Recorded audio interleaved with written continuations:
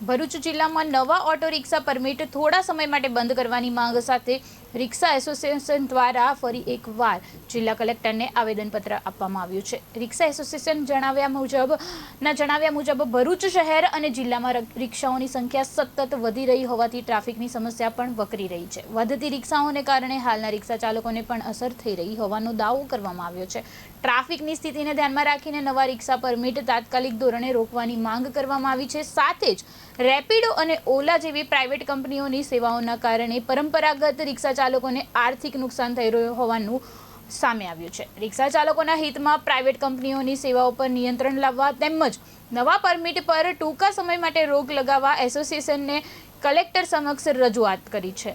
આ સમયથી અમે ભરૂચ કલેક્ટર સાહેબને રજૂઆત રાખી હતી 2024માં કે નવા પરમિટ બંધ કરવામાં આવે। જ્યારે 20,000 રિક્ષાથી આજે 2026માં લગભગ 25,000 જેવી રિક્ષા થઈ ગઈ। ભરૂચના રોડ રસ્તા બહુ સાંકડા છે।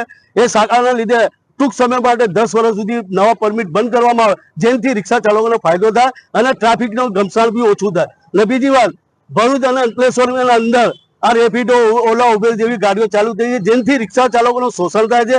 એ શોષણ બંધ કરવા માટે અમે રજૂઆત રાખી છે કલેક્ટર સાહેબને કે ઓલા, ઉબેર જેવી